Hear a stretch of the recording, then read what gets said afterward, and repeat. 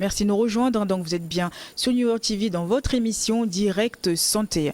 Donc aujourd'hui, notre thème du jour, porte sur le leadership et participation des personnes handicapées vers un monde inclusif, accessible et durable après Covid. Donc nous sommes accompagnés de deux invités, donc Madame Irène Monterola, responsable pays, humanité et inclusion de Handicap International, et Monsieur Didier Nkepo, directeur de programme de la FETAF, qui est la fédération de la Fédération togolaise des associations des personnes handicapées. Donc tout à l'heure, on parlait un peu de la situation des personnes handicapées, donc dans le concept de notre pays. Monsieur Didier qui nous parlait justement de l'État, le programme de l'État. Donc du coup, ne laisser vraiment personne de côté. Donc qu'est-ce qui a été mis en place pour les personnes handicapées? Voilà, merci. Je voudrais terminer avec la question de l'accès à l'information. Donc, je disais tantôt qu'une frange de la population des personnes handicapées n'a pas accès à l'information parce que lorsque les communications sur Covid ont commencé et que les médias on parlait justement de la pandémie, il y a eu beaucoup d'émissions. Alors, toutes ces émissions n'ont pas été interprétées en langue de signes.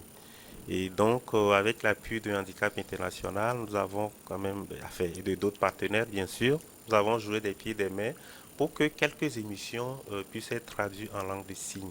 Et donc, c'est le moment d'interpeller tous les acteurs, y compris l'État, pour que toutes les émissions puissent être interprétées en langue de signes, pour que toute la population des personnes handicapées puisse avoir accès.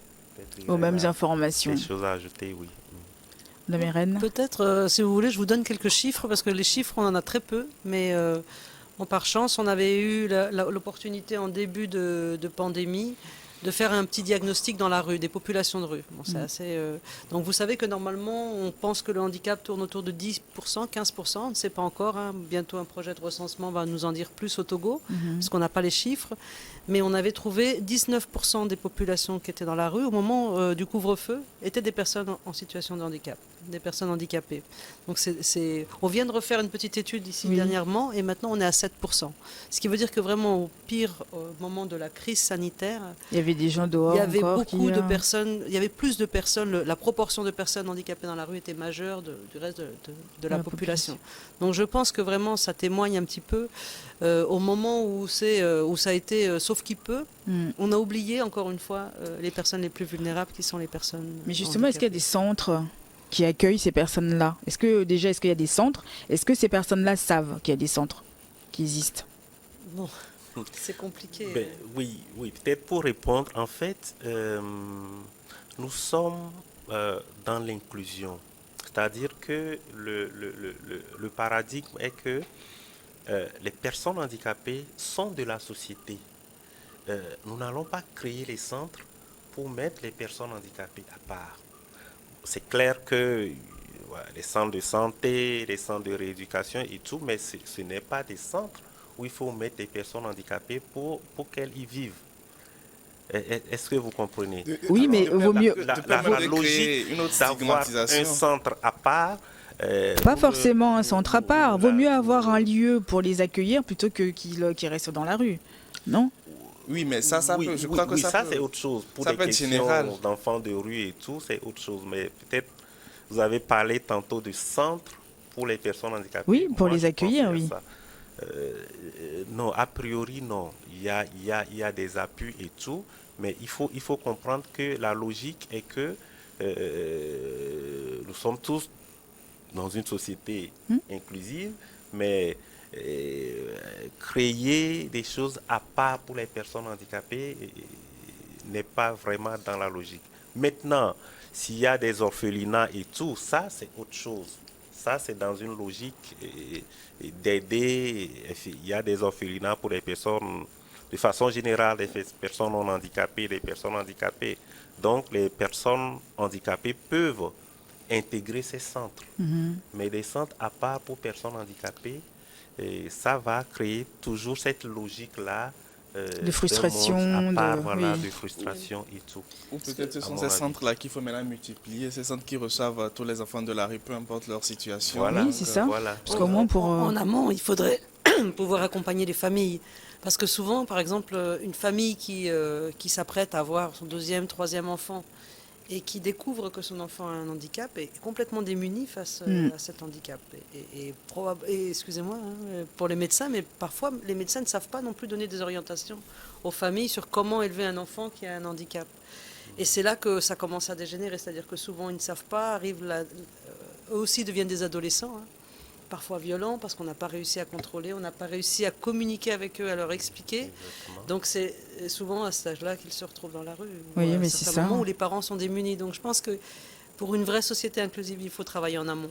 Que ce soit pour des enfants de la rue qui n'ont pas de problème de handicap, hein, c'est qu'il faut pouvoir avoir des filets sociaux qui accompagnent les familles les plus vulnérables et puis préparer les familles les plus vulnérables ou pas à recevoir un enfant handicapé. Nous, on dit souvent c'est une famille handicapée.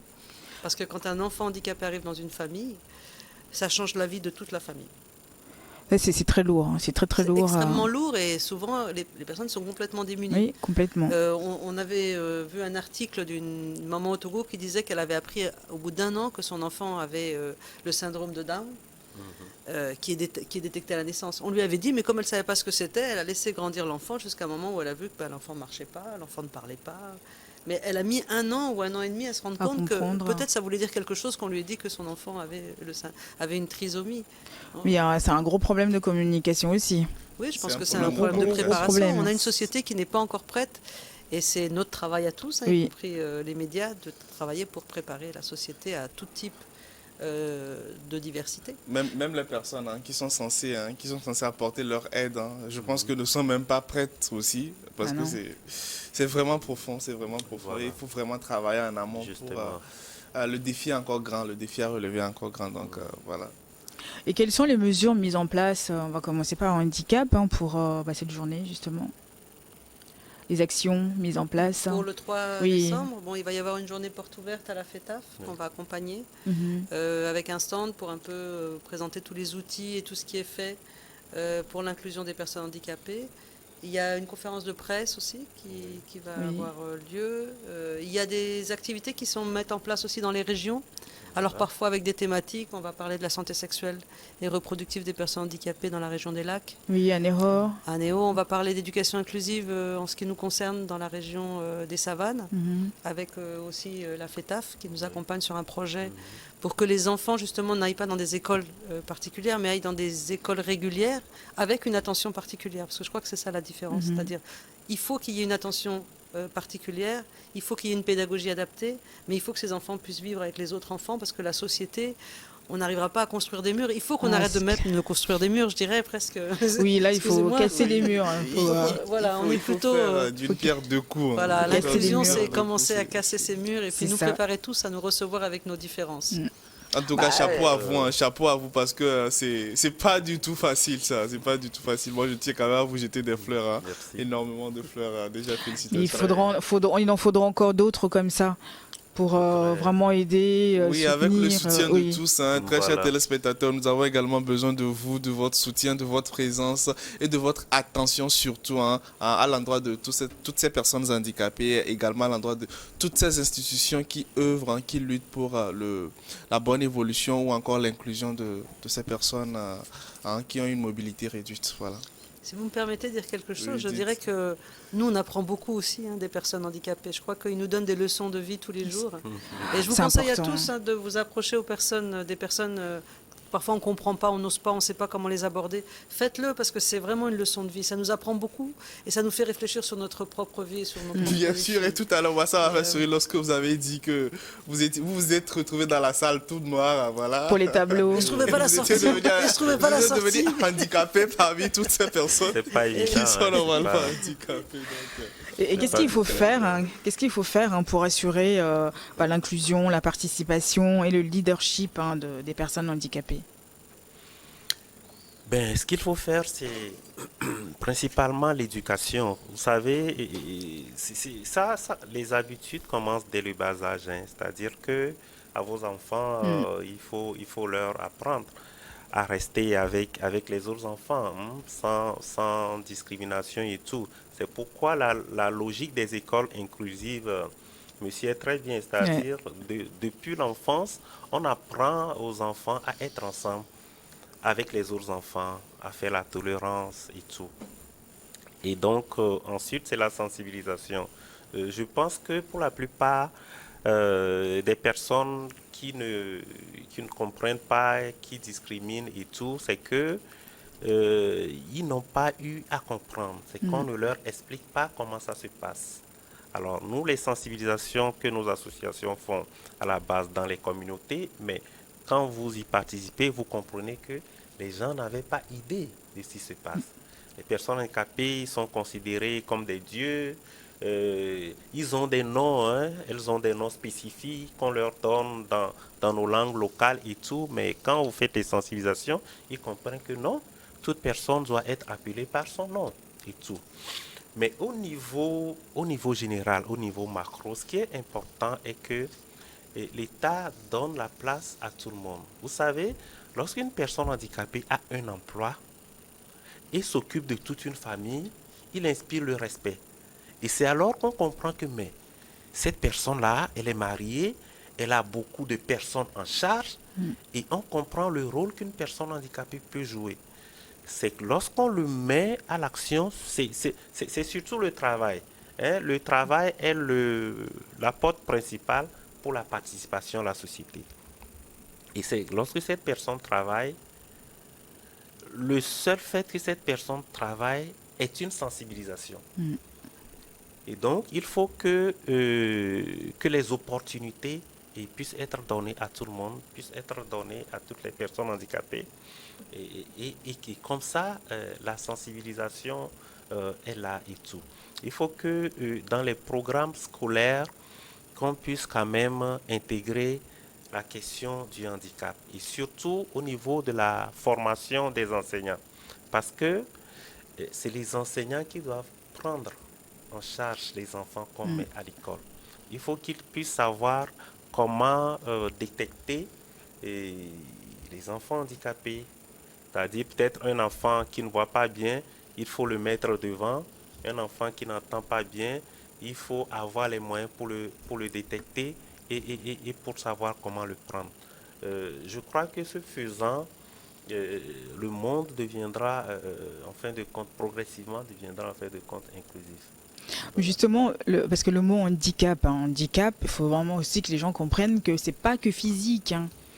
Que c'est pas que physique, parce que quand on dit handicap ou handicapé, certaines personnes, on pense directement à handicapé, enfin physique, alors que ça va au-delà de ça, c'est plus large que ça. Parce que tu peux être handicapé aussi, c'est-à-dire comme vous voulez le dire, une personne qui ne voit pas très bien, une personne qui n'entend pas, une personne qui ne voit pas. Tout ça, c'est l'handicap. Donc, il faut aussi que les gens puissent aussi faire aussi la différence entre... parce que quand on dit handicapé, il ne faut pas forcément penser à un handicapé physique, en fait. Oui. Madame Irène l'a dit même tantôt.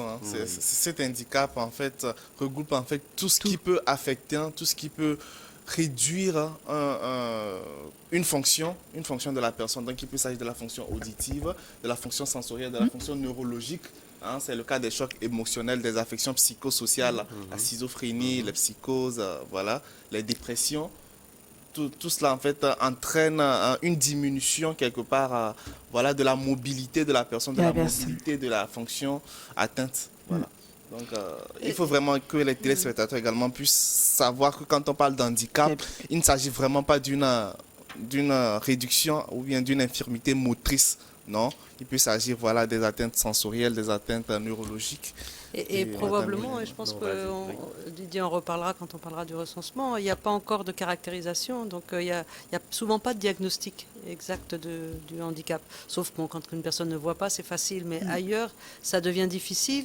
Et du coup, comprendre le handicap, c'est aussi partir de bien l'analyser, de voir où est la déficience et comment est-ce qu'on peut pallier à cette déficience.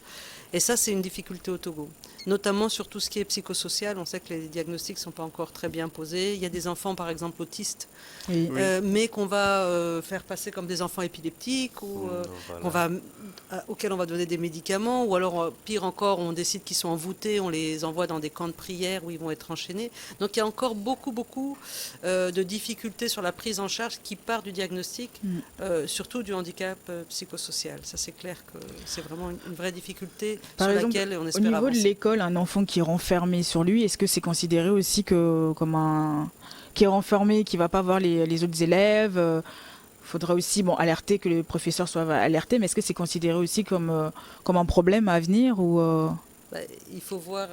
diagnostic. C'est pour ça que je dis qu'il faut L'environnement. faire des diagnostics. diagnostic, C'est difficile voilà. de C'est caricaturer. difficile a priori, voilà. Voilà. Ça peut être effectivement lié à un handicap, hein, parce que par exemple l'autisme est un handicap social, hein, un handicap de la communication, une déficience de communication sociale, mais ça peut être simplement un enfant timide ou un enfant qui n'est pas Un enfant intéressé par les capricieux, hein. autres.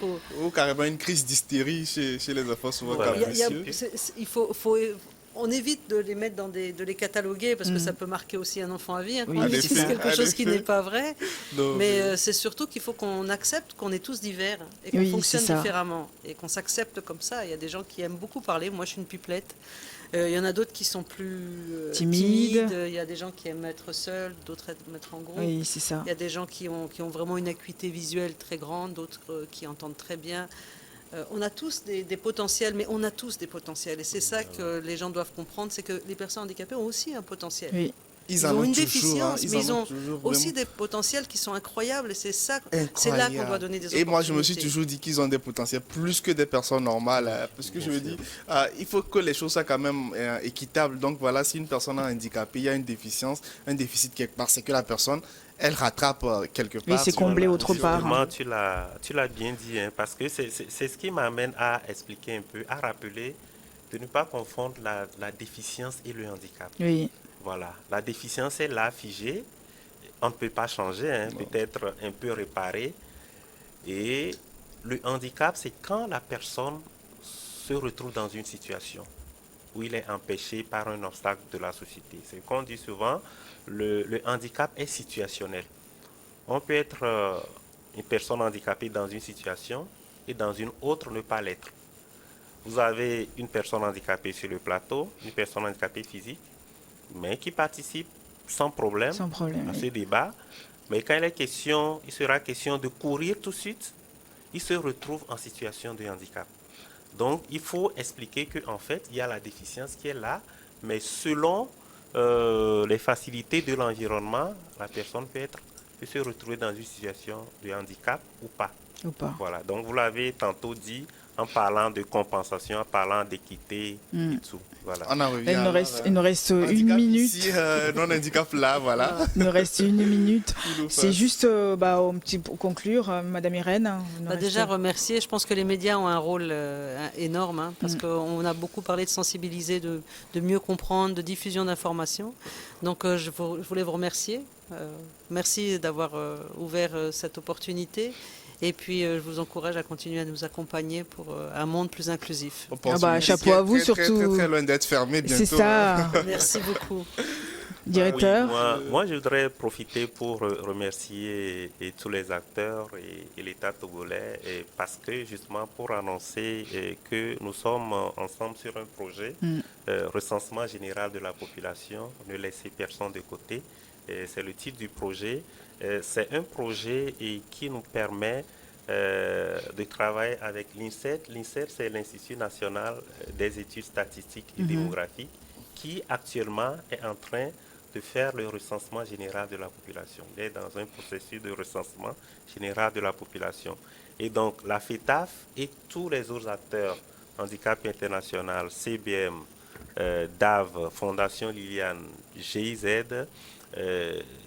se sont mis dans la mise en œuvre, dans l'appui à l'INSED pour que les personnes handicapées puissent être dénombrées. Comme vous le savez, nous avons toujours eu un problème de statistiques. Alors, nous avons l'habitude d'utiliser les ratios de l'OMS et de la Banque mondiale qui font état de 15% de la population. Alors, au Togo, enfin, on est obligé d'utiliser ces ratios. Il ne reste plus beaucoup de temps. Et donc, vraiment, dire que nous sommes en phase avec ce dénombrement et vous remercier et pour tout ce que vous faites. Et à l'occasion, nous allons publier les chiffres sur les personnes handicapées. Je vous remercie. Merci à vous surtout, un grand merci à vous. On espère vous revoir très rapidement parce que ce problème d'handicap, santé mentale ou autre, c'est un problème de chacun d'entre nous. Donc du coup, vous êtes les bienvenus, c'est votre maison. Donc un docteur Fessal, on aura l'occasion de les recevoir très bientôt. De l'autisme, hein, ça va toucher ça. Donc voilà. Un grand merci à vous tous qui nous avez suivis. On se retrouve demain dans votre émission Direct Santé sur New York TV.